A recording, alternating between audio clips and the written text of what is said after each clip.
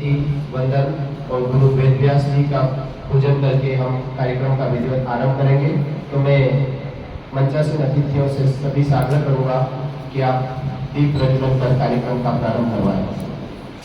मंचासीन अतिथि हमारे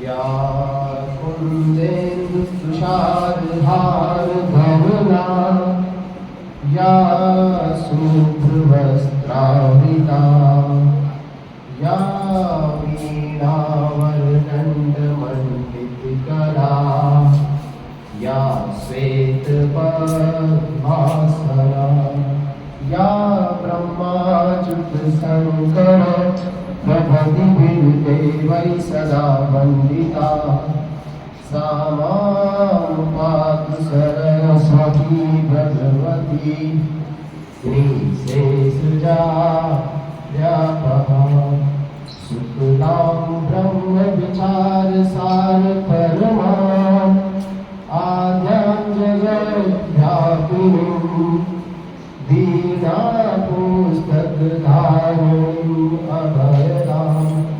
जायान्धकारापहां हस्ते स्फटिकमालिकां विदधतीं पद्मासने संस्थितां वन्दे तां परमेश्वरीं भगवतीं बुद्धिप्रदां शारदाम्। मंगलम भगवान विष्णु मंगलम गरुड़ध्वज मंगलम मंगलाय शांतलालम भुजगशयनम पद्मनाभं सुरेशं विश्वनाथं गगनसदृशं मेघवर्णं शुभांगं लक्ष्मीकान्तं कमलनयनं योगिभिर्ध्यानं वन्दे विष्णुभगवतं सर्वलोकैकनाथं। गुरु ब्रह्मा गुरु विष्णु गुरुदेव महेश्वर गुरु साक्षात परम ब्रह्म तस्मै श्री दोनों हो गए। ध्यान मूलम गुरु मूर्ति पूजा मूलम गुरु पदम मंत्र मूलम गुरु वाक्यम मोक्ष मूलम गुरु कृपा।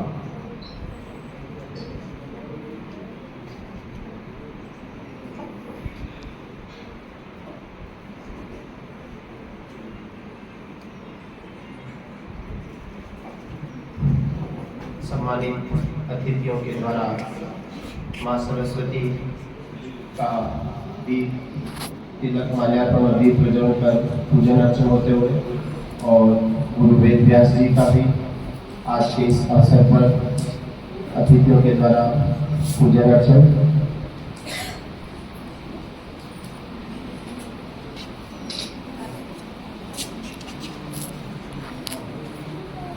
आज के हमारे कार्यक्रम के मुख्य अतिथि अशोक जी सोनी सर और आज के कार्यक्रम के हमारे मुख्य वक्ता शैलेश जी चौड़िया सर और महाविद्यालय के गुरुजनों के द्वारा दीप प्रज्वलन का कार्य संपादित होते हुए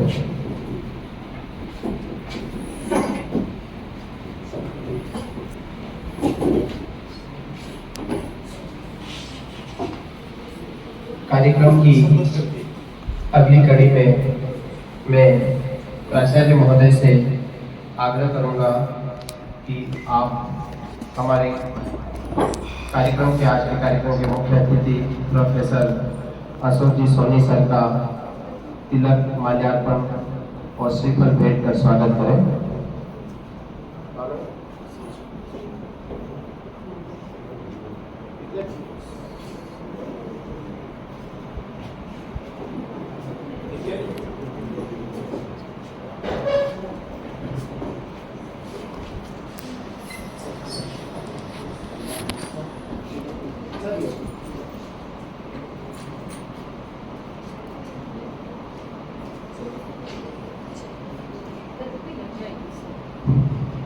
आदरणीय प्राचार्य सर के द्वारा आज के कार्यक्रम के मुख्य अतिथि प्रोफेसर अशोक जी सोनी सर का तिलक उपरना उड़ाकर एवं श्रीफल भेंट कर स्वागत होते हैं।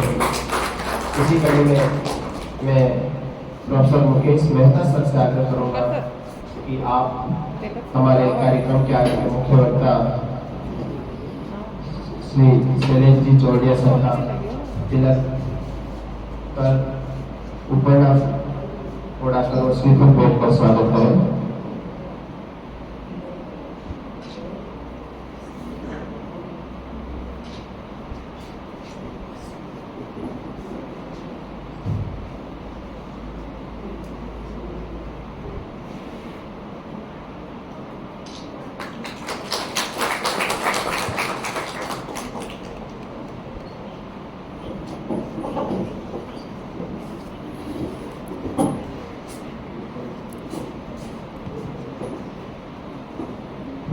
इसी क्रम में मैं शंकर सर से आग्रह करूंगा कि आप मुकेश सर का उपकरण उड़ाकर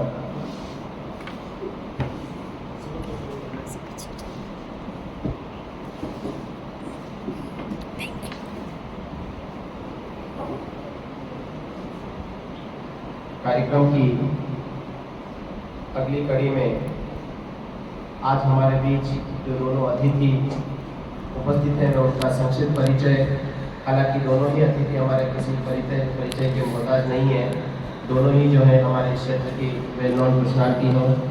हमारे प्रोफेसर अशोक जी सोनी सर हम सभी युवा साथियों के संरक्षक मार्गदर्शक हैं।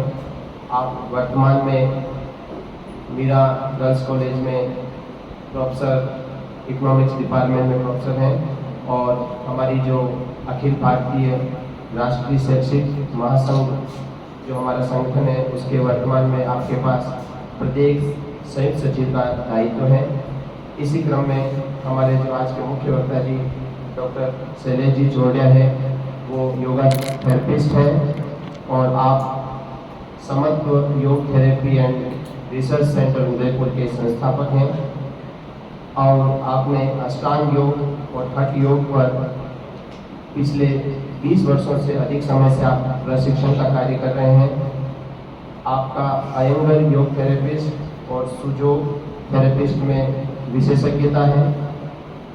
आपने योग विज्ञान में एमए और योग से संपूर्ण स्वास्थ्य विषय पर पीएचडी करी है और इस विषय पर आपने कई कैंप के माध्यम से जटिल रोगों का उपचार जो है वो संभव किया है और वर्तमान में आप आरोग्य भारती संगठन हमारी संघ की जो है जो संघ की एक इकाई है, आरोग्य भारती संगठन के दायित्व का निर्वहन भी आप कर रहे हैं। कार्यक्रम की अगली कड़ी में सर्वप्रथम में आज के कार्यक्रम के मुख्य अतिथि हमारे संरक्षक मार्गदर्शक प्रोफेसर अशोक जी सोनी सर को मंच पे आमंत्रित करूंगा कि आप अपने आशीर्वचन से हम सभी को जो है लाभान्वित करें।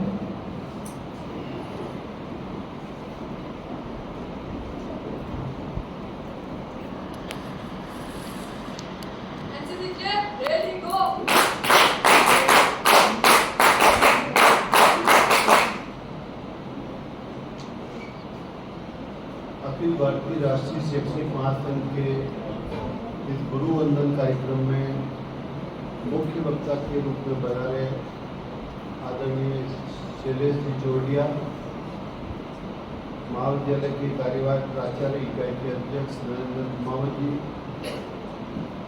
संगठन के राजसमंद के जिला अध्यक्ष मेरे साथी प्रोफेसर मुकेश मेहता जी, इकाई के सचिव शंकर जी, सह सचिव प्रमोद जी, संगठन में मेरी साथी बहन शिवानी जी, सभी आचार्य प्राचार्यगण, सभी साथी हैं, प्यारे विद्यार्थी। प्रमोद जी ने मेरा परिचय कराया। परिचय की कोई आवश्यकता नहीं थी क्योंकि मैंने अपना राजकीय सेवा इसी महाविद्यालय से नवंबर 1958 में प्रारंभ की। तो मैं तो जब भी यहाँ आता हूँ ऐसा लगता है कि ये महाविद्यालय का कण कण में हवा में हम बसे हुए हैं, हम वो हमें बसी हुए। और साथी लोग कह रहे थे दर्शन मैंने कहा हम उस समय भी ये मान के चलते थे कि कॉलेज में एंटर हो रहे ये बाल गोपाल जो दिख रहे हैं श्रीनाथ जी के दर्शन तो यहीं हो रहे। तो मैं अपनी बात केवल ये जो हमारा संगठन आप बच्चे जो बैठे हैं अखिल भारतीय राष्ट्रीय शैक्षणिक महासंघ। अखिल भारतीय हमारे संगठन का स्वरूप है। अखिल भारतीय स्वरूप का मतलब ऊपर से नीचे तक पूरे भारत में संगठन की इकाइयां हैं, संगठन का काम है। और राष्ट्रीय हमारा विचार, उस विचार को लेकर शैक्षणिक महासंघ पूरे देश में काम करता है और प्री पीजी से लेकर पीएचडी या उच्च शिक्षा तक के सभी शिक्षा क्षेत्रों में काम करते हैं, इसलिए शैक्षिक महासंघ। और राजस्थान उच्च शिक्षा यानी कि राजस्थान में अब उच्च शिक्षा एक अलग इकाई है, प्राइमरी शिक्षा कोई बात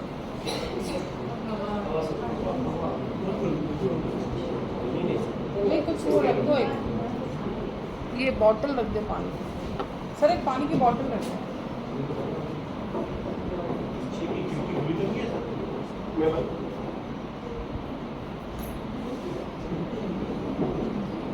पर्दे के प्रेशर से महाविद्यालयों में कार्य करने वाले आचार्यगण उसके सदस्य होते हैं, राजकीय और निजी महाविद्यालय और विश्वविद्यालय।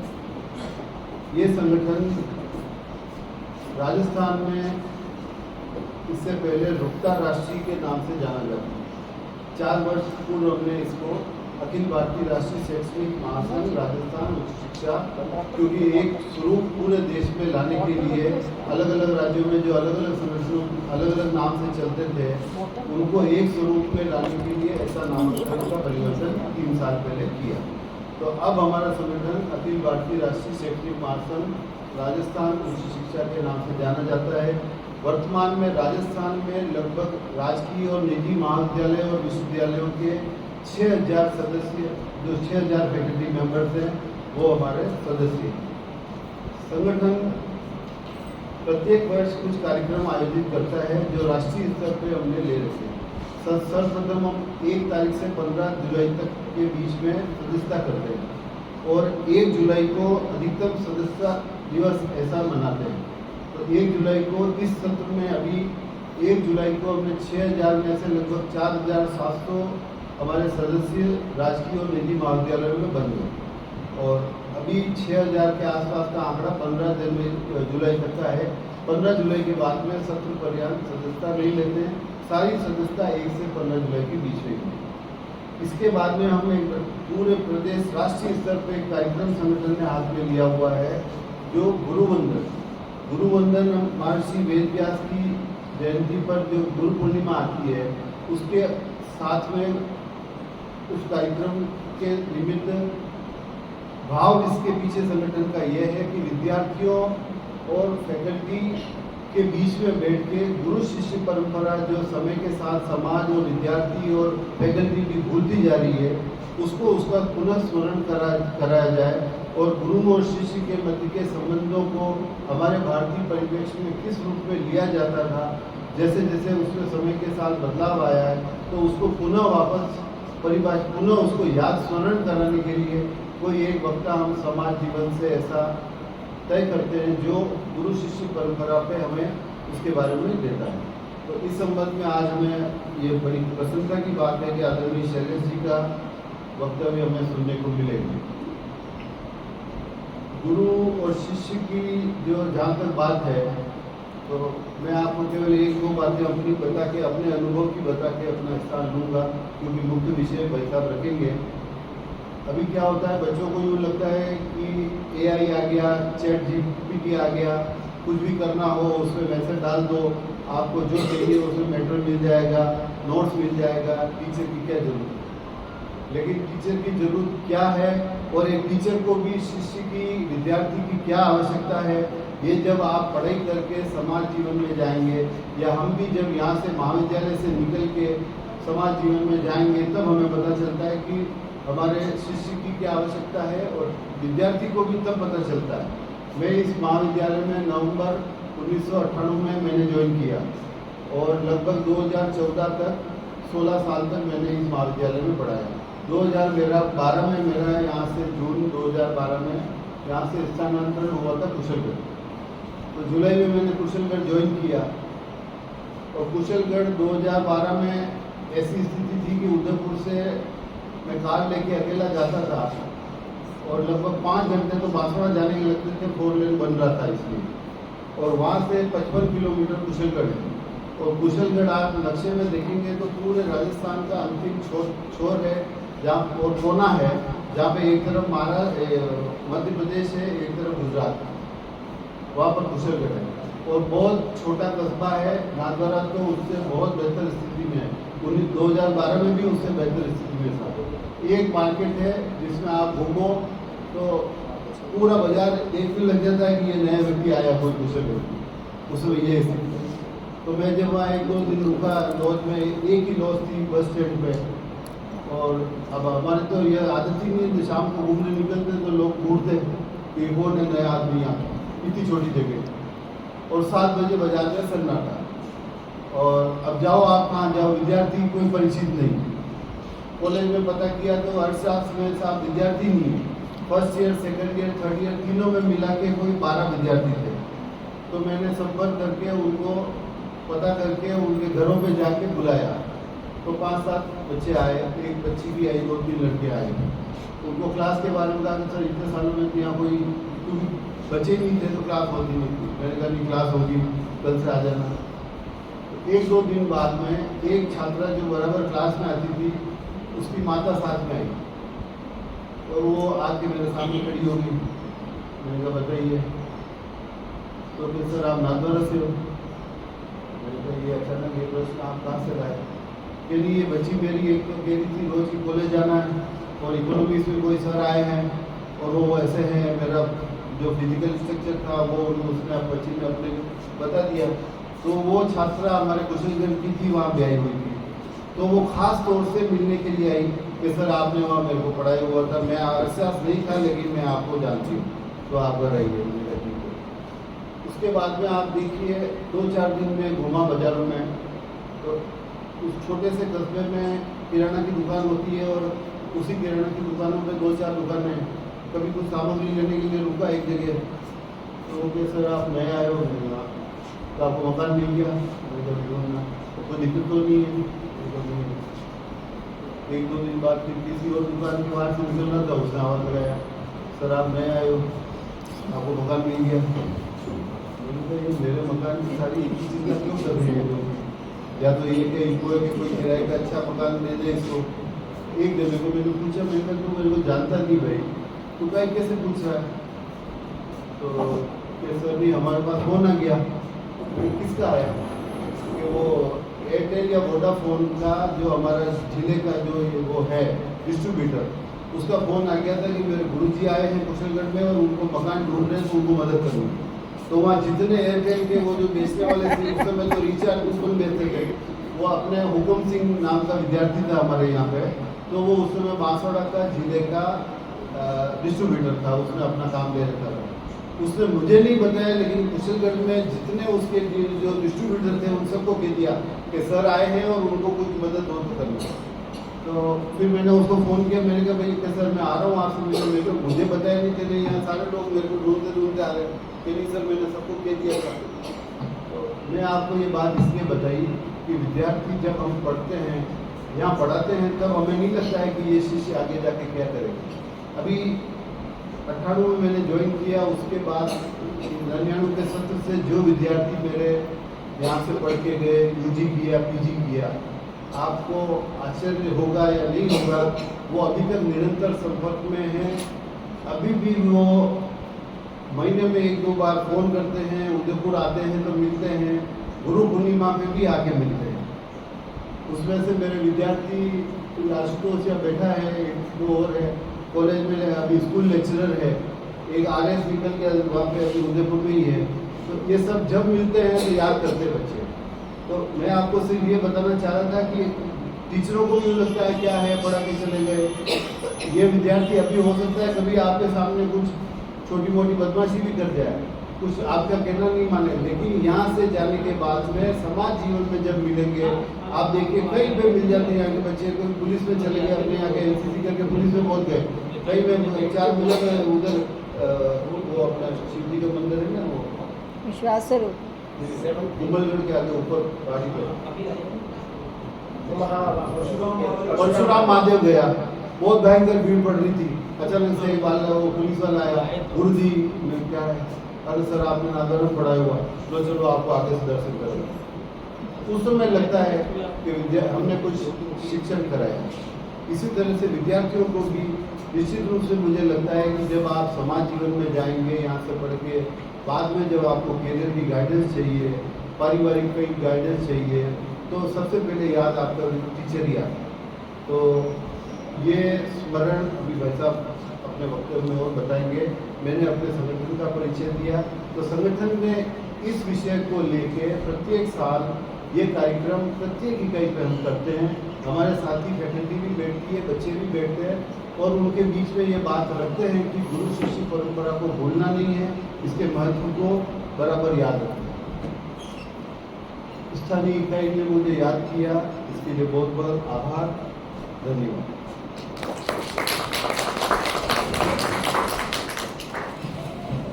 आदरणीय डॉक्टर स्वामी सर का बहुत बहुत आभार। कार्यक्रम की अगली कड़ी में मैं और इंतजार नहीं करवाते हुए आज के हमारे मुख्य वक्ता जी डॉक्टर शैलेश जी चौड़िया को मंच पर आमंत्रित करूँगा कि वो मंच पर पधारें और हम सभी को अपने उद्बोधन से लाभान्वित करें। स्वागत है चौड़िया जी।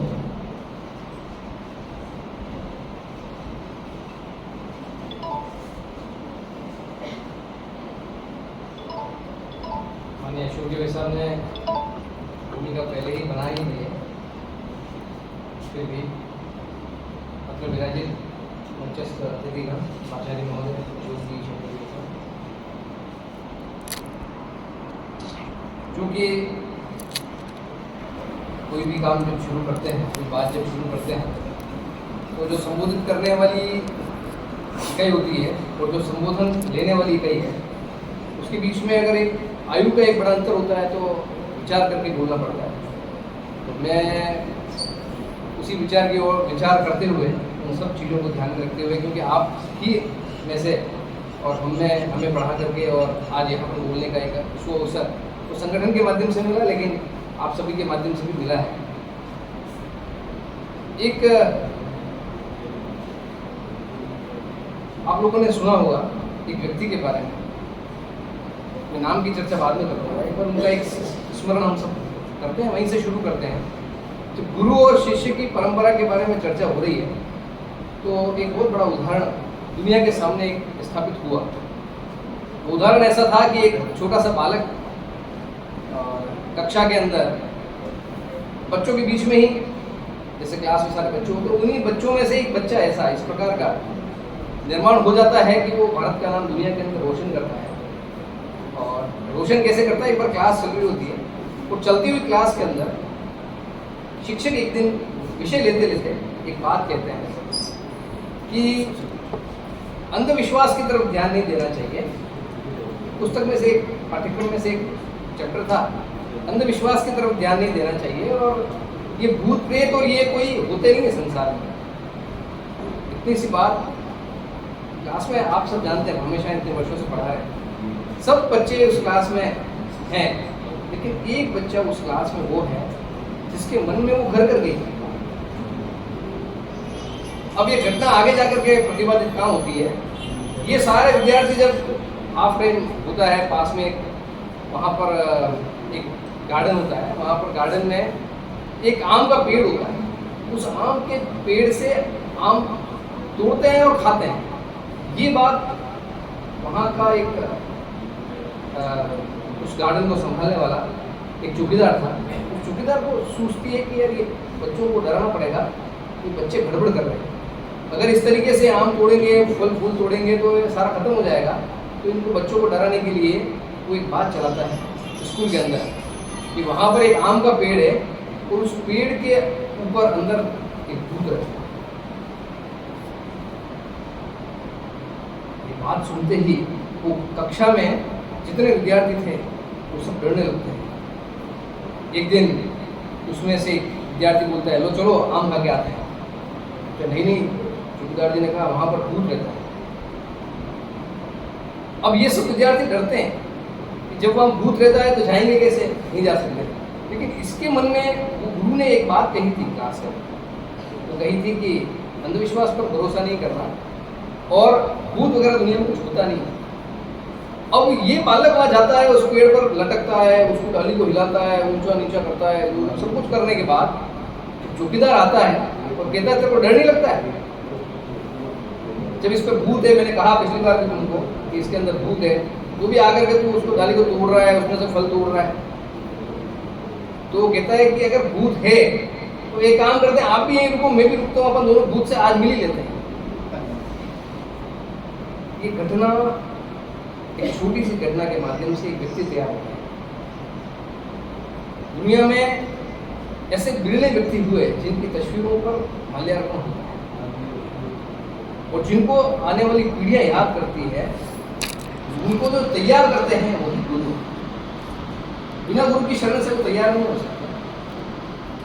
ये व्यक्ति आगे चल करके अपने जीवन में हमेशा हमेशा हर प्रश्न का उत्तर खोजने का प्रयत्न करता है और हर प्रश्न का उत्तर खोजते खोजते एक बार मन में आता है कि जिस प्रकार से भूत को देखने की इच्छा थी, एक बार ईश्वर से साक्षात्कार करने की इच्छा है। ईश्वर से साक्षात्कार करने की इच्छा है। इतना उत्कृष्ट मापदंड रखते हुए वो जब घूमते घूमते एक बार, ये भी मार्ग बताने वाले भी गुरु हैं कि तेरे को अगर ईश्वर से मिलना है तो किससे मिलना है? तो अब ध्यान में आया होगा कि वह बालक, कोई सामान्य बालक, एकदम नरेंद्र नाम का एक छोटा सा विद्यार्थी, कक्षा का सब कक्षा विद्यार्थियों में से वो भी एक था। इसलिए आप सब पढ़ाते होंगे तो ध्यान में आता होगा कि गुरु प्रयत्न करता है, लेकिन ग्रहण करने वाले शिक्षार्थियों की भी आवश्यकता होती है। कक्षा में सब प्रकार के विद्यार्थी, लेकिन ग्रहण, गुरु के ज्ञान को ग्रहण करने वाले शिक्षार्थियों की भी बहुत ज़्यादा उतनी ही आवश्यकता है जितने एक अच्छे गुरु की आवश्यकता है। वो विद्यार्थी घूमता घूमता एक स्थान पर पहुंचता है जिसे वो मार्ग मिलता है। वहां पहुंचने के बाद मैं इसको संक्षिप्त करने का प्रयत्न करूंगा, क्योंकि समय की मर्यादा रहेगी। ये अपने गुरु के पास, स्वामी रामकृष्ण परमहंस के पास पहुंचते हैं और वहां पहुंचने के बाद में भी संतुष्ट नहीं होते। आप अनुभव करिए, गुरु ने कहा कि वो आपको मार्ग बताएंगे भगवान ईश्वर तक पहुंचने का, फिर भी संतुष्ट नहीं होते और फिर एक प्रयत्न करते हैं कि अब इनकी भी परीक्षा ले ली जाए। गुरु की भी परीक्षा लेते हैं। हमारे आपको ध्यान है, शिक्षार्थी भी आपकी लेते हैं। तो कैसे लेते हैं वो प्रकार थोड़ा अभी परिस्थितियों के हिसाब से बदला हुआ होगा, लेकिन शिक्षकों की भी परीक्षा विद्यार्थी लेता है, योग्य विद्यार्थी लेता है। उस परीक्षा को परीक्षा कहें, क्योंकि शिक्षार्थी भी योग्य होना चाहिए गुरु की परीक्षा लेने के लिए। अब ये जो नरेंद्र है, नोरेन, तो नोरेन वहाँ जाकर के परीक्षा लेता है। यार ये व्यक्ति को जीवन में जाति देखता है, ऐसा एकदम एक कपड़ा लगा हुआ शरीर पर, उसने कहा इसने क्या ईश्वर को देखा होगा? पतला दुबला सा एकदम शरीर, जीर्ण शीर्ण कपड़े पहने हुए, ऐसा एक पत्थर के ऊपर, शिला के ऊपर बैठा हुआ एक व्यक्ति, इसने क्या भगवान को देखा होगा? इसके मन में प्रश्न आता है और ये जाकर के परीक्षा लेते हैं। एक दिन स्वामी जी ऐसे बैठे हुए होते हैं, उनके सोने के लिए कोई विशेष कोई स्थान नहीं होता, शिला पर ही सोते थे। कुछ सिक्के और नोट वहाँ बिछा देते हैं उनकी चटाई के नीचे, और बिछाने के बाद में फिर वो चले जाते हैं वहाँ से। जैसे ही स्वामी जी वहाँ लेटते हैं और लेटते ही वो चिल्लाते हैं और उछल पड़ते हैं। उछलते ही वो कहते हैं कि ये मेरी चटाई के नीचे इस तरीके से धन अर्थ ये रखा किसने है? और स्वामी जी वहाँ उपस्थित होते हैं और देखते हैं कि उनके शरीर पर वो नोटों के निशान छप जाते हैं। साक्षात उस समय स्वामी नरेंद्र से स्वामी विवेकानंद बनने की प्रक्रिया प्रारंभ हुई। उस नरेंद्र को लगता है कि ये साक्षात देवीय स्वरूप, इसके जीवन में अर्थ, काम, मोक्ष, ये सब प्रकार की चीजों से बहुत परे है। स्वयं साक्षात ईश्वर का स्वरूप वो वहां पर विराजमान। फिर आगे की प्रक्रिया में वो वहाँ उनसे मिल करके इच्छा जाहिर करते हैं कि मुझे ईश्वर के दर्शन करने हैं, देवी के दर्शन करने हैं। वो आगे की पूरी प्रक्रिया है, वहाँ से मार्ग मिलता है।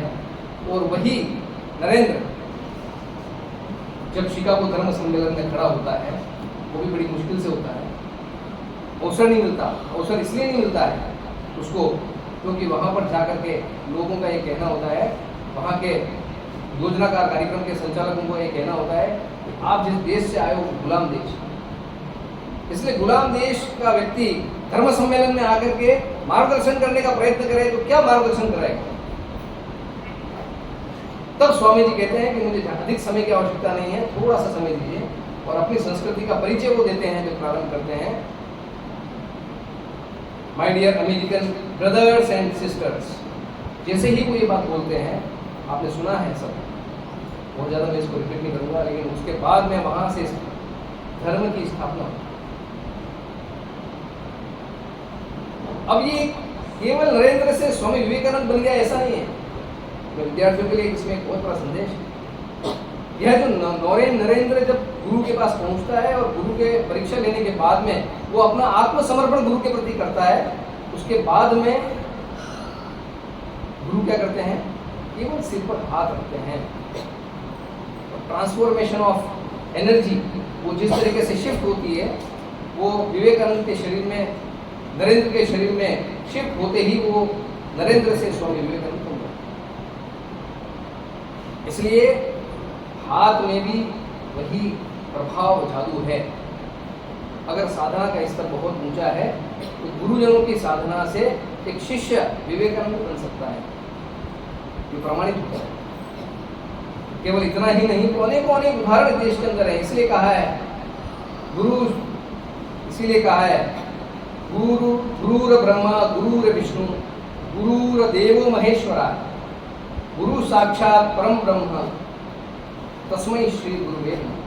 गुरु का वास, गुरु तक पहुंचने का मार्ग कौन बताता है, तो गुरु तक पहुंचने का मार्ग बताने वाले, ईश्वर तक पहुंचने का मार्ग बताने वाले गुरु हैं। वो साक्षात इस उदाहरण से हमारे सामने प्रस्तुत होता है। तो हमें ये भी कहा है कि ईश्वर के सामने जब हम खड़े हैं और पास में ही गुरु खड़े हैं तो ताके लागू पाए बलिहारी गुरु आपके गोविंद दियो बताए। गोविंद कौन है, इसकी जानकारी किसने दी है? ये ईश्वर है जो आपके सामने प्रस्तुत है, खड़े हैं। बताने वाले कौन हैं? तो बताने वाले गुरु हैं। इसलिए असमंजस की स्थिति है, गुरु के पैर चरण पहले छुए या ईश्वर के, ये स्थिति है। तो यहाँ बताया है प्रथम गुरु, और गुरु बताते हुए क्या बताया है, गुरु केवल शिक्षा प्रदान करता है विद्यालय में, वही गुरु नहीं। जीवन में जिस वस्तु से सजीव निर्जीव, जिन जिन महापुरुषों से हमें ज्ञान प्राप्त होता है, ज्ञान की अभिवृद्धि होती है। इसलिए कहा है अंधकार से प्रकाश की ओर ले जाने वाला वह गुरु। ये केवल बहुत अच्छे शिक्षा का अध्ययन करा देते हैं, बहुत मात्र गुरु नहीं है। इसलिए गुरुओं ने जब किसी को गुरु बनाया तो जीती को गुरु बनाया। निरंतर अपने ध्येय मार्ग पर निरंतर चलते रहना, आप जीती से कितनी भी बाधा है, कितने भी विघ्न है, विघ्न आने के बाद भी अपने ध्येय मार्ग से डिगना नहीं, लगे रहना उस पर निरंतर। वो घूम करके आगे चली जाती है, फिर आप रोकते हैं, फिर घूम के आगे चली जाती है। कितने भी विघ्न आते हैं जीवन में, विघ्न आएंगे, ये गीता में भी स्पष्ट लिखा है। विघ्न तो जीवन में आएंगे, लेकिन विघ्न आने के बाद भी उस बाधा से भी पार पा करके हमें लक्ष्य की ओर बढ़ना है, ये चीजें भी सिखाएं। इसलिए गुरु बनाते समय इसका कोई मापदंड ऐसा नहीं बनाया है कि ये पुरुष ही होना चाहिए, महिला ही होनी चाहिए। और प्रभाव कैसा रहता है, तो गुरु का स्वभाव कैसा होना चाहिए, उस पर एक घटना के माध्यम से प्रकाश डालने का प्रयत्न करता हूँ। एक बार एक माँ अपने बच्चे को एक गुरु आश्रम में लेकर के जाती है। आश्रम में लेकर के जाने के बाद वो कहती है कि गुरु जी आपसे एक निवेदन है, ये मेरा जो बालक है ये गुड़ बहुत खाता है, गुड़ बहुत खाता है, कृपया करके इसको आप कहिए कि अब आगे से गुड़ खाना बंद करें। ये बात सुनकर गुरु जी विचार करते हैं मन में, फिर कहते हैं 3 दिन बाद उन्होंने इस बच्चे को लेकर के आया। अब 3 दिन बाद वापस लेकर के बच्चे को जब पहुंचती है माँ, अपने बालक को लेकर के पहुंचती है वहाँ पर आश्रम में, तो गुरु कहते हैं उसको, उसके समर्थक नहीं है, तेरे पेट में बहुत ज़्यादा कीड़े हो गए। अब इस बालक को खेलने के लिए भेज देते हैं। अब ये जो माँ है, इसके मन में एक प्रश्न उपस्थित है। इस माँ को लगता है कि गुड़ खाने के बाद ये जो आज जो सेंटेंस बोला है, गुरुजी आप ये सेंटेंस तो 3 दिन पहले ही बोल सकते थे, आपने 3 दिन पहले इस सेंटेंस को क्यों नहीं कहा? मुझे वापस आना पड़ा 20 किलोमीटर से वाहन लेकर। गुरु एक बात है, वो बहुत महत्वपूर्ण है। गुरु कहते हैं कि जिस प्रकार से इस विद्यार्थी को गुड़ प्रिय है, 3 दिन पहले तक मैं भी बहुत ज्यादा गुड़ खाता। मैंने पिछले 3 दिनों में गुड़ छोड़ने का प्रयत्न करके आज मैं गुड़ छोड़ पाया हूँ। इसलिए पहले मैंने आचरण में लाया, उसके बाद में आचरण करने के लिए कहा। बहुत महत्वपूर्ण हो जाता है। जैसा हम बनाना चाहते हैं वैसा अपने जीवन में हम हैं। तो गुरु होना मतलब आचरण का विषय। हमारे जीवन में ऐसा आचरण है क्या कि हम जैसा चाहते हैं उस विद्यार्थी को बनाना। तभी गुरु और शिष्य के बीच का जो एक गैप है वो निश्चित रूप से मुझे लगता है कम पुराने समय में भी था, अभी भी है। अब मैं कुछ उदाहरण वर्तमान के लिए आपको देना चाहूँगा। फोगाट बहनों ने, दोनों ने सृष्टि का, आपने वो एक मूवी बनी उस पर, मूवी कौन सी बनी थी? दंगल। तो दंगल जो मूवी बनी उसकी आप इंटरनेशनल लास्ट की जो फाइट है, गोल्ड मेडल वाली फाइट है, उस फाइट को आप देखिए ध्यान से, आपको ध्यान आएगा गुरु का महत्व। आप उस फाइट को पूरा देखेंगे। फाइट में जब वो 2 राउंड हार रही होती है, तो जब लास्ट का 3rd राउंड होता है और उसका जो एक 10-5 मिनट का जो कुछ मिनट्स का जो लास्ट का टाइम था, आप उसको ध्यान से देखिए। वहां पर भी 2 प्रकार के गुरु हैं। एक गुरु है, उसने कहा कि ऑफेंसिव खेलना है, एक गुरु था डिफेंसिव खेलना। आप नोट करना उस मूवी को पूरा ध्यान से, तो वो लास्ट के मिनट बहुत ज्यादा प्रेरणादायी है। एक है गुरु बोल रहा है कि ऑफेंसिव खेलना है, एक बोल रहा है डिफेंसिव खेलना है। अब ये जिस गुरु के ध्यान लगा करके और खेलती है वो है गुरु, उसके पिता उसके गुरु हैं। और वो बताते हैं कि कब ऑफेंसिव खेलना है, कब डिफेंसिव खेलना है। तो दोनों बहुत अपोजिट है दोनों गुरु। लेकिन परिस्थिति सापेक्ष, जैसे ही उसको कमरे में बंद कर दिया जाता है, वो सारी मूवी में है सीन, उसके बाद में एक बार उसको कुएं में डाल करके सेल्फ डिसीजन मेकिंग का एक पाठ्यक्रम वो बताता है उसके फादर, कि कूदने के बाद भी अब तेरे को कोई बचाने वाला नहीं है। हर बार तो मैं बताता हूँ तेरे को यहाँ ये दाव लगाना है, यहाँ ये दाव लगाना, लेकिन इन परिस्थिति में स्वयं निर्णय करना कि सही क्या है और गलत क्या है। इस समय ऐसी कंडीशन आती है लास्ट में, जब वो दाव लगाती है, तब वो चकमा दे करके पैर पकड़ करके उछाल करके उसको चित्त करती है। तो चित्त में इसलिए बोल रहा हूँ कि नाथद्वारा में खड़े हैं, यहाँ पर चित्त का सिस्टम खड़े वाला है, खड़े वाला प्रदेश। तो चित्त करती है, वहीं से एक उपदेश हम सबके लिए मिलता है कि गुरु प्रत्यक्ष सामने है तभी वो प्रेरक है, ऐसा नहीं। और प्रत्यक्ष गुरु के कहे हुए वचन हमारे जीवन में भी प्रेरणा देते रहते हैं, एक अच्छा मनुष्य बनाने में, विजय दिलाने में भी। तो दोनों चीजें काम करेंगी। गुरु प्रेरणा तब बनता है जब उसके आचरण में वह प्रेरणा देने की योग्यता है, और शिक्षार्थी उस प्रेरणा को लेने का पात्र बन जाए और पूर्ण समर्पण जब तक नहीं करे तब तक यह संभव नहीं होता। आप सबने कभी कभी ऐसा होता है, कुछ शिक्षार्थी ऐसे होते हैं क्लास के अंदर, वो बहुत और कॉन्फिडेंट होते हैं, गुरु की भी बहुत कभी अवहेलना कर देते हैं। ऐसा होता है कभी कभी जीवन में, उनको आवश्यकता नहीं लगती, उनको लगता है हम सेल्फ स्टडी करके भी विल गेट एवरीथिंग, हम जो भी चाहेंगे वो मिल जाएगा हमको। तो गुरु की बहुत ज़्यादा अपेक्षा रहती नहीं, उपेक्षा हो जाती है कभी। एक बार शिवाजी महाराज, शिवाजी का नाम सबने सुना है, बहुत छोटे से आयु से ही और युद्ध कौशल रणनीति का, अपने जीवन में एक भी युद्ध नहीं आ रहे। इस बात का एक दिन गुरु को ये लगा कि इस बात का शिवा को कभी अहम तो नहीं आएगा। शिवा को लगने लगा कि मैं इस पृथ्वी पर हर एक व्यक्ति का पालन पोषण करने वाला बन चुका हूँ, मैं अपने क्षेत्र के हर व्यक्ति का पालन पोषण करता हूँ, मैं बहुत प्रभावी हूँ। लेकिन थोड़ा ऐसा अहंकार महसूस होने लगा। अब यहाँ गुरु की भूमिका होगी। गुरु जी को महसूस हुआ, गुरु ने कहा ले चलो आओ, कंधे पर हाथ लगा करके जरा शिवालय आओ, हम घूम क्या जंगल में। जंगल में घुमा करने के लिए लेकर के चले गए। ले जाते हुए बीच में एक बहुत बड़ी शिला पड़ी हुई थी। शिला उस पत्थर पर गुरु ने कहा कि ये काम करो, हथौड़ा लाया जाए। तो शिवा को कहा कि लगाओ इसको चोट। शिवा को लगा इसको चोट लगा, क्यों लगाएंगे, लगाओ। गुरु ने कहा आदेश करना ही है। एक चोट लगाई, 2 चोट, तीसरी चोट में वो टूट गया। एक बड़ा पत्थर के टुकड़े के 2 टुकड़े होते से उस पत्थर के नीचे एक मेंढक बैठा, मेंढक निकलता है। गुरु कहते हैं क्यों शिवा, इसका पालन पोषण भी तो करता है क्या? ये जो पत्थर के नीचे बैठा है इसको भी तो खिलाता है क्या?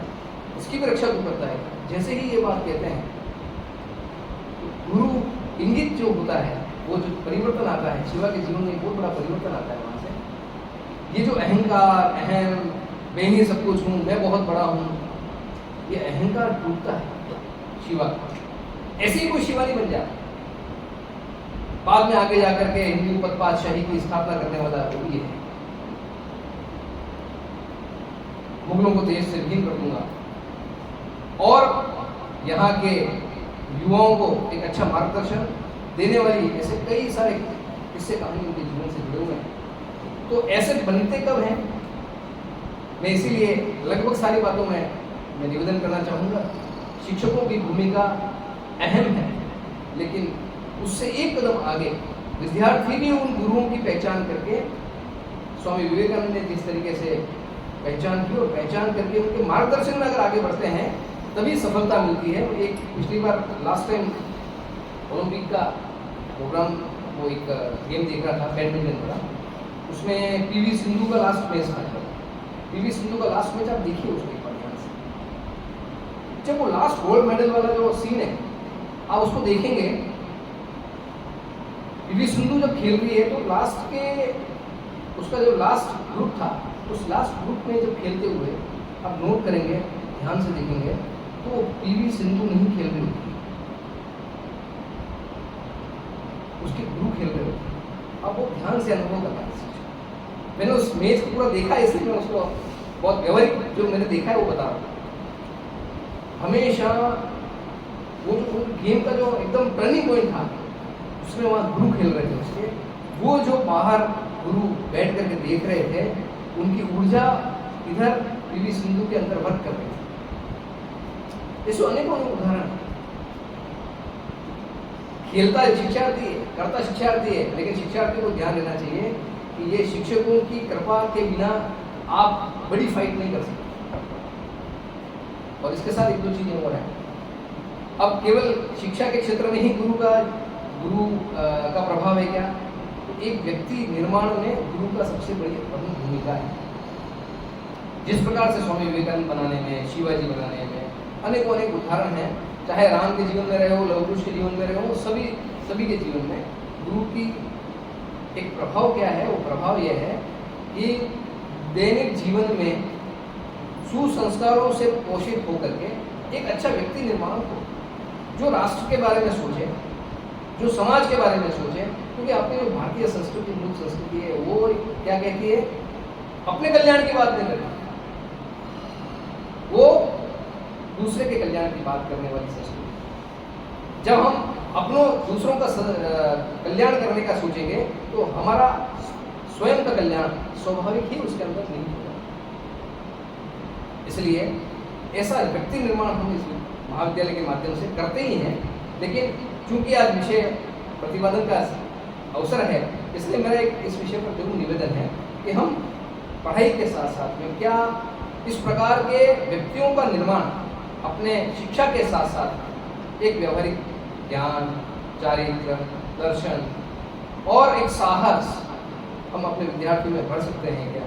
जो पढ़ते हैं तभी सिंधु जैसे निकलते हैं, फोगाट जैसे फाइट करने वाली निकलती है। मुझे ऐसा लगता है कि आप उठा के देखिए, अभी इन कुछ सालों में ऐसा अनुभव आता है, महिलाएं सब स्थानों पर परचम लहरा रही है और भारत का नाम रोशन करने में लगी। निश्चित रूप से किसी न किसी गुरु के इंगित उसी पर काम कर रही है और उसी का प्रभाव है कि वो एक देश और दुनिया में भारत का नाम रोशन कर पा रही है।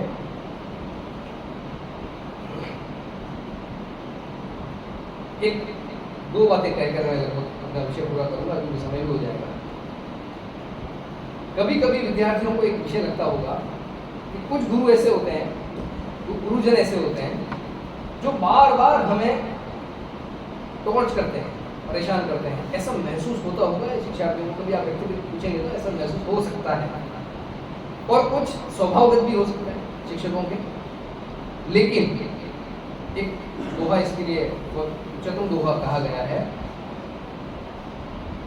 गुरु को क्या बताया है? कुम्हार बताया है। गुरु कुम्हार, शिष्य कुंभ है। शिष्य क्या है? कुंभ। रह रहे मारे चोट। चोट कैसे मारते हैं? भीतर हाथ निहार संवार के अंदर बाहर मारे चोट। आप अनुभव करिए, जब तक कमियों को निकाला नहीं जाएगा एक अच्छा शिक्षार्थी वो विकसित नहीं हो सकता। और ये जो काम है, ये दायित्व है, उत्तरदायित्व है, ये शिक्षकों के जिम्मे है।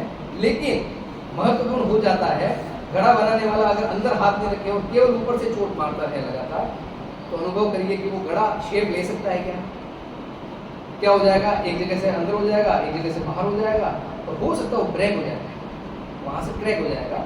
तो अंदर से हाथ संवार करके शिक्षकों ने और विद्यार्थियों को तैयार करने की परंपरा, ये पुरानी परंपरा है। उसी परंपरा का निर्वहन अगर हम शिक्षक मिलकर के करेंगे तो निश्चित रूप से शानदार शीतल पेय जल प्रदान करने वाला एक अच्छा गड़ा, यानी देश का नाम रोशन, दुनिया में रोशन करने वाला, अपने माँ बाप का, अपने क्षेत्र का, अपने गुरुजन का नाम रोशन करने वाला एक विद्यार्थी, वो अपने हाथों से तैयार हो जाएगा। ये जीवन में एक बहुत बड़ी उपलब्धि हो सकती है। लेकिन इस चीज़ का ध्यान रखा जाए, अंदर से हाथ संवार के ऊपर से धीरे धीरे, वो भी हल्के हल्के, भारी हाथ से नहीं, हल्के हाथ से चोट करें। निश्चित रूप से अच्छा एक कुशल व्यक्तित्व निर्माण हो सकता है। और इसी के साथ शिक्षकों के लिए एक और एक थोड़ी सी अंतिम बात, वो ये है, एक श्लोक कहा गया है, अमंत्रम अक्षरम नास्ति, नास्ति मूलम न औषधम, अयोग्यः पुरुषो नास्ति, योजकस्तत्र दुर्लभः। तो इस सूत्र के माध्यम से क्या बताया गया है? एक बार एक गुरुजन अपने विद्यार्थियों को इकट्ठा करते हैं, एक बात सिखाने के लिए इकट्ठा करते हैं। वो कहते हैं कि एक काम करो, जंगल में जाइए, जंगल में जाकर के सूखे पेड़, पीपल के वृक्ष के सूखे पत्ते लेकर के आइए। पीपल के सूखे पत्ते लेकर के आइए। अब शिक्षार्थी को लगता है यार ये सूखे पत्ते तो क्या गुरु जी ने मांगा है, वो ढंग की चीज मांगते हैं, सूखे पत्ते मांगे। चलिए, ये निकल जाते हैं जंगल में। एक जगह बहुत बड़ा इस तरीके का एक ढेर रखा हुआ था पीपल के पत्तों का, सूखे पत्तों का, वो लेकर के जाने लगे। तो वहां पर वो एक महिला बैठी हुई थी, उसने कहा अरे कहाँ लेके जा रहे हो पत्ते तुम? कि नहीं, हमारे को गुरु जी ने मंगाया। नहीं नहीं, ये तो मैंने इकट्ठे किए। मैंने कि आप क्या करोगे इनका? कि नहीं, मैं तो पत्तल बनाऊंगी इसका। तो लगा यार मतलब छोड़ो ना, आपने क्या करना। वो मिलेंगे जंगल में, चलो फिर निकलते हैं आगे, फिर आगे निकलते हैं, थोड़ा सा आगे निकलते हैं, फिर वो एक जगह ढेर मिलता है, वो ले जाने का प्रयत्न करते हैं। फिर वहाँ एक महिला मिलती है, वो कहती है कहाँ लेके जा रहे हो? नहीं, हमारे गुरु जी ने मंगाया। नहीं नहीं, बड़ी मुश्किल से मैंने इकट्ठे किए, क्या करोगे इसका? तो वो कहती है कि नहीं, मैं हम तो इसको जला करके भोजन बनाएंगे।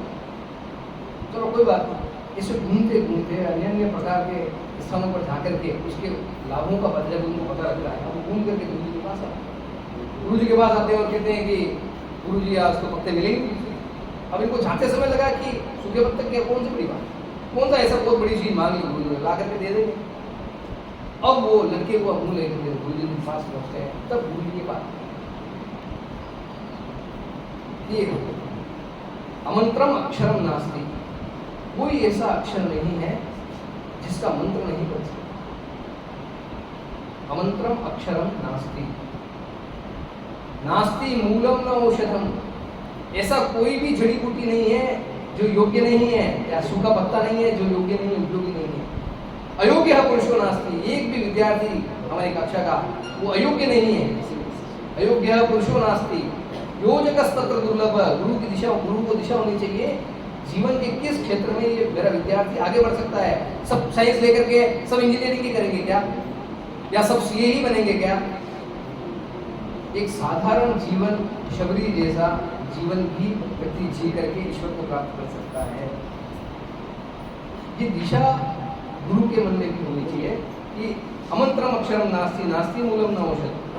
अयोग्य एक भी मेरा विद्यार्थी अयोग्य नहीं है, ये अगर हमारे मन में रहेगा, मैं निश्चित रूप से मानता हूँ कि ये जो गुरु शिष्य की परंपरा है, इस परंपरा के बीच में एक बड़ा गेप वो समाप्त होकर के प्रेम, सौहार्द, आत्मीयता, ये वातावरण दोनों के बीच में निर्माण होगा और इनकी आत्मीयता से एक राष्ट्र का निर्माण होगा, एक अच्छे विद्यार्थी का निर्माण होगा और एक राष्ट्र का निर्माण करना, मुझे लगता है आज के इस कार्यक्रम को मनाने के इस संगठन के पीछे, अखिल भारतीय राष्ट्रीय शैक्षिक महासंघ के इस कार्यक्रम को संपादित करने के पीछे निश्चित रूप से यही उद्देश्य होगा।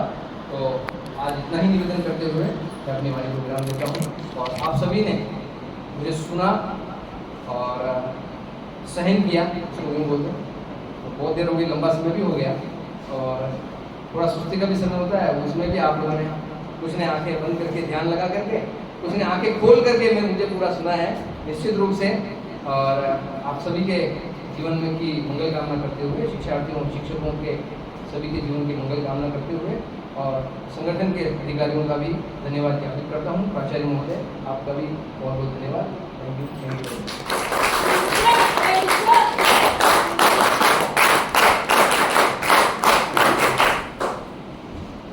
आदरणीय शैलेश भाई साहब का बहुत बहुत आभार। आपने गुरु के जितने भी गुण हैं और गुरु वास्तव में एक शिक्षार्थी के जीवन में क्या महत्व रखता है, कई उसके पक्षों पर आपने जो है प्रकाश डाला है और जो भी सब ने लगभग हर एक विषय को छुआ है, मतलब स्पर्श किया है, हर विषय पर आपने प्रकाश डाला है। तो हम यही कह सकते हैं गुरु के बारे में जितना सर ने कहा है, लेकिन हम जितना भी गुरु के बारे में महत्ता कहें वो कम है, क्योंकि इसी बारे में कहा गया है कि 7 समंदर मसीह करो, लेखनी सब बन रहा है, सब धरती कागज पर गुरु गुण लिखा न जाए। तो इस प्रकार से गुरु की महिमा और वास्तव में किसी भी विद्यार्थी को जो है गुरु अगर सही मिल जाए तो उसको उसकी मंजिल पर पहुंचा कर ही रहता है। कार्यक्रम की अगली कड़ी में अब मैं आज के इस कार्यक्रम के अध्यक्षीय उद्बोधन के लिए आदरणीय प्राचार्य सर को मंच पर आमंत्रित करूंगा। आदरणीय प्राचार्य सर अनिल कुमार साहब।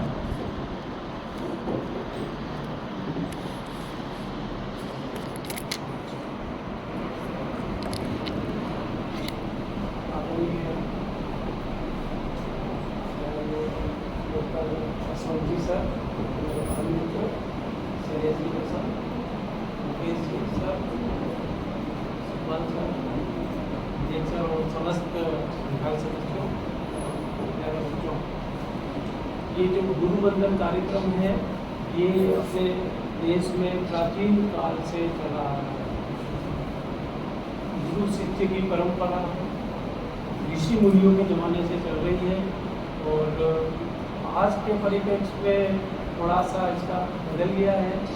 महाविद्यालय स्तर पर बीच में कुछ टाइम ये गुरु वंदन कार्यक्रम बंद हो गया था, लेकिन ये पुनः स्टार्ट हुआ है इसी सत्र से। इसके लिए बधाई हमारे जो कई सचिव हैं उनको। शिष्य जो है अपने यहाँ पर महाविद्यालय में, उनको मैं ये कहना चाहूँगा कि वो शिष्यों का एक निर्धारित करें, लक्ष्य निर्धारित करें कि वो किस फील्ड में जाना चाह रहा है, उसको उसी तरह मोटिवेट करें और प्रोत्साहित करें। चाहे वो खेल में जा रहा है, चाहे वो LSS NCC में है, तो उसकी तरफ उसको मोटिवेशन करें और वो आगे बढ़े। इसी के साथ महाविद्यालय में अनेक दूसरी प्रकार की गतिविधियाँ होती हैं, उस गतिविधियों में वो लोग भाग लें और अगर कुछ ऐसा काम करना पड़े विद्यार्थियों के लिए, मतलब गुरुजनों को, तो वो उसके सहयोग करके आगे बढ़े।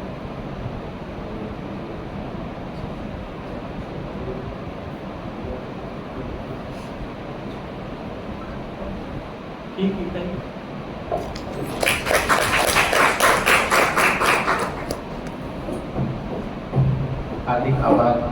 आदरणीय प्राचार्य सर का। यह तन विष की बेलड़ी गुरु अमृत की खान, शीश लिए जो गुरु मिले तो भी सस्ता जान, इस प्रकार गुरु होता है। मैं कार्यक्रम के अंतिम चरण में आदरणीय शंकर शर्मा सर को मंच पर आमंत्रित करूंगा कि वो पधारे और हमारे अतिथियों का धन्यवाद ज्ञापन करें।